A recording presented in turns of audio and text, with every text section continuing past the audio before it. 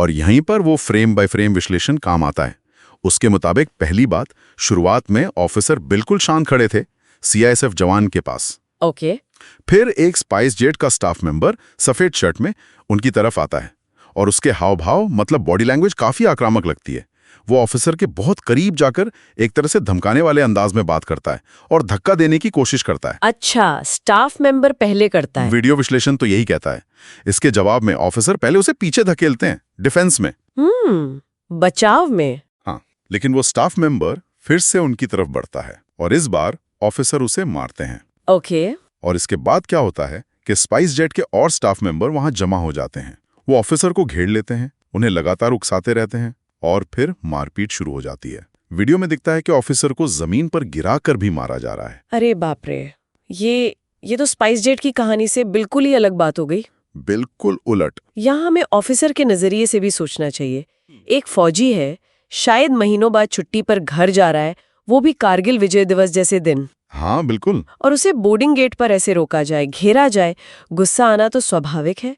और फौज का जो एक मिजाज होता है, हाँ, उनका तो इथोज ही अलग है। सियाचिन में -40 डिग्री हो या कश्मीर में मुठभेड़ या बाढ़ में लोगों को बचाना, वो हर नागरिक को अपना समझते हैं। और उनका प्रशिक्षण कैसा होता है?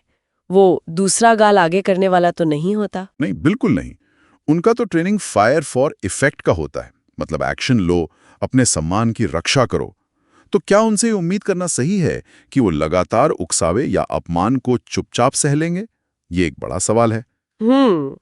वीडियो वाले किसी पुरानी घटना का भी जिक्र कर रहे थे शायद। हाँ, वो जयपुर एयरपोर्ट की घटना का हवाला देते हैं, जहां कथित तौर पर एक एयर होस्टेस ने ड्यूटी पर तैनात सीएसआईएफ जवान को थप्पड़ मार दिया था। मतलब ये पैटर्न की तरफ इशारा कर रहे हैं।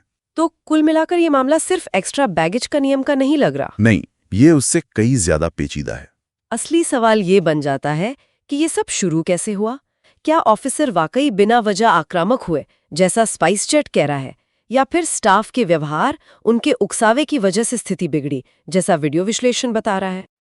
संक्षेप में यही है। एक तरफ स्पाइस जेट का दावा है, ऑफिसर की आक्रामकता। दूसरी तरफ वीडियो का विश्लेषण है, जो कहता है कि ये सबूत इशारा कर रहे हैं कि पहला उकसावा स्टाफ की तरफ से था और उन्होंने स्थिति को संभाला नहीं बल्कि बिगाड़ा। तो ये बहस सिर्फ नियमों की नहीं रह जाती, ये व्यवहार, सम्मान और शायद दो अलग-अलग संस्थाओं के बीच टकराव की भी बन जाती है। बिल्कुल।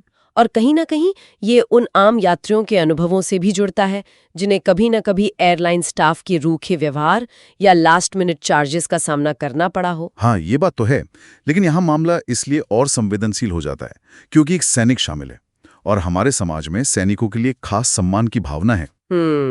वो यूट्यूब चैनल वाले जिन्होंने विश्लेषण किया, उन्होंने तो अपने लेवल पर स्पाइस जेट का बहिष्कार करने का फैसला किया है। अच्छा। पर यह घटना हमें एक बड़े सवाल पर सोचने को मजबूर करती है। एयरपोर्ट जैसी जगह जहां तनाव वैसे ही ज्यादा होता है, वहां जब नियम और सम्मान आमने सामने आ जाएं, खासकर जब सेना जैसा कोई इंस्टीट्यूशन शामिल हो, तो ऐसे झगड़ों को सुलझाने का सही तरीका क्या होना चाहिए? बहुत जरूरी सवाल है। और ये घटना इस बारे में भी सोचने पर मजबूर करती है कि हम तनावपूर्ण स्थितियों में सैनिकों से और आम नागरिकों से, दोनों से किस तरह के व्यवहार की उम्मीद करते हैं, और क्या हमारी उम्मीदें हमेशा यथार्थवादी होती हैं?